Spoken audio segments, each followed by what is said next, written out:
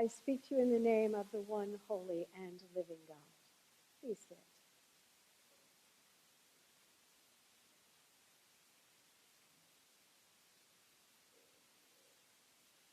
We hear a lot about doses these days, don't we? How many doses of vaccine do you need for some degree of immunity to the coronavirus?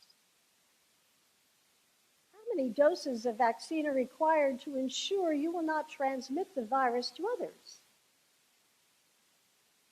How many doses have you had?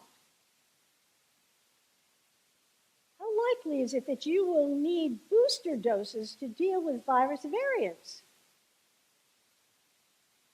Wouldn't it be great if we could just all take one gigantic megadose and be done with it? Well, all this talk about doses makes me wonder about prayer. You can all see that connection, right? Doses, prayer, doses, prayer. How many doses of prayer do we need to live our lives with faith, hope, and love? How many doses of prayer do we need to give us courage to bow our heads with our brother Jesus and really mean it when we say, not my will, but your will be done? How many doses of prayer do we need?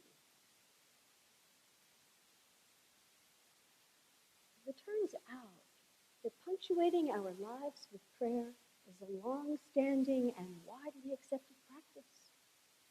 It is the Anglican Episcopal tradition to pray the daily office at least 3, if not 5 times a day. Our sisters and brothers in the Jewish, Muslim, Buddhist, and monastic traditions all teach that there is great value in ordering our lives around periods of prayer.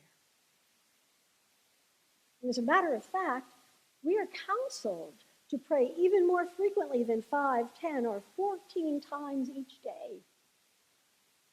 What might be the earliest letter to one of the Christian churches, Paul, Silvanus, and Timothy write to strengthen the New Thessalonian Christians' faith as they face persecution.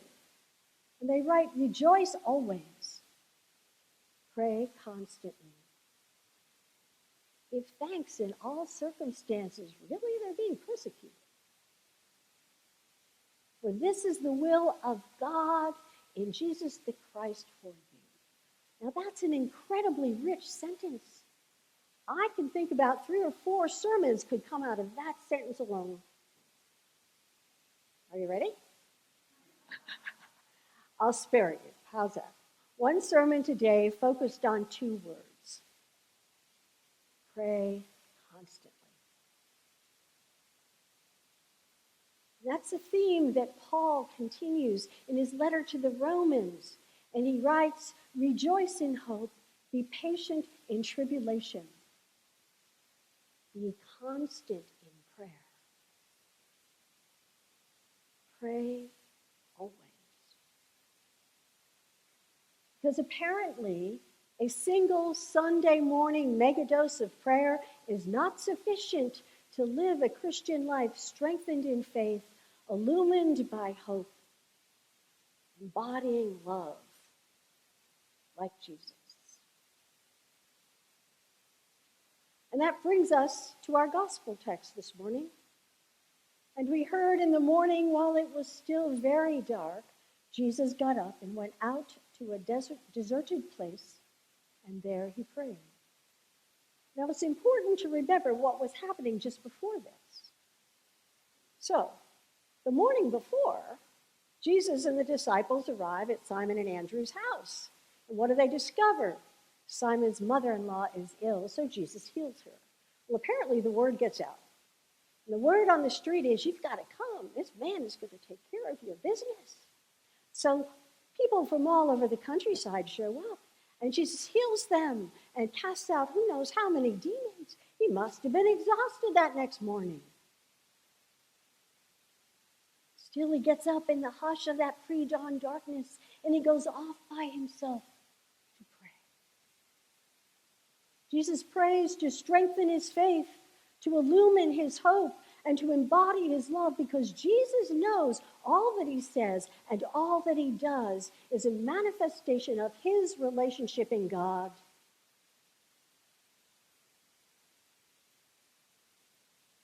Jesus understands that his healings and his exorcisms, his parables and preaching are outward and visible expressions of the power and presence of God with him. So Jesus is humble. And he never ceases turning toward the source and the sustenance of his life and his ministry.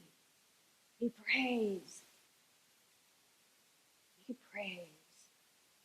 Which is how I believe, even in the midst of the most unspeakable suffering, that night in Gethsemane, Jesus' friends fall asleep. And Jesus prays and he leaves it. He faces being nailed to a cross. Not my will, but your will be done.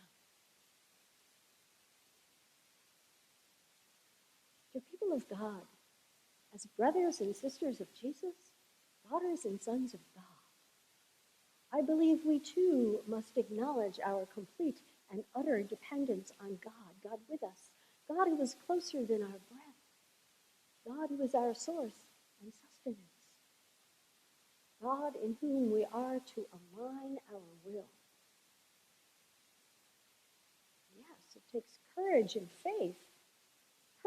faith that God really, really, really is with us before we're willing to drop our weapons, those weapons we deploy to hold people in situations at bay whom we really do not relish.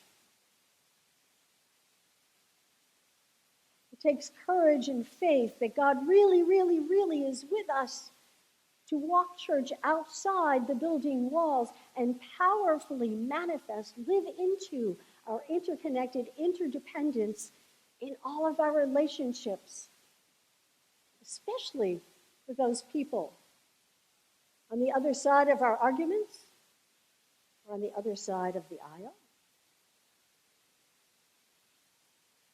It takes courage and faith that God really, really, really is with us, to lay down our personal preferences, and to pray with our brother Jesus and mean it, and to really mean it. Not my will, your will be done.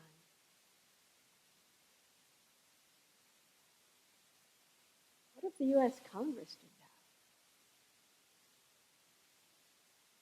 We can hope. Now, as much as I love Sunday morning worship, one Sunday morning mega dose of praying, your kingdom come, your will be done, is not sufficient to sustain my courage and faith in God with me as I navigate that moment-to-moment encounter with aches and agony and drama and disappointment and intrigue and injustices that constantly accost me. So I find myself slipping away to pray. Find myself pausing to pray before I answer my phone. I never know what I'm going to hear these days. I find myself pausing to pray during Zoom meetings while waiting for my turn at the self-checkout lane.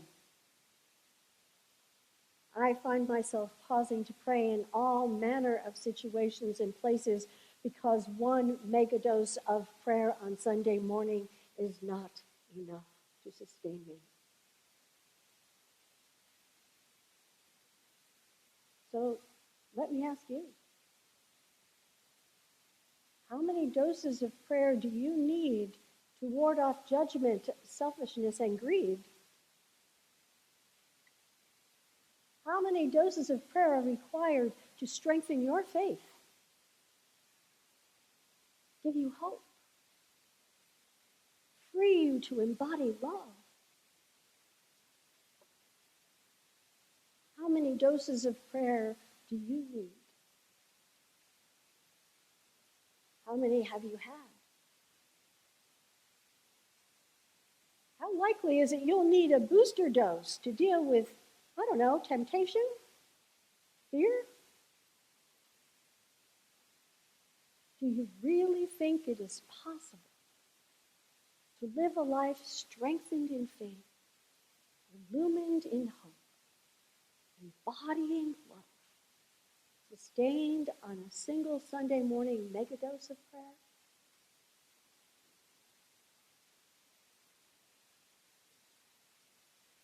How many doses of prayer do you need?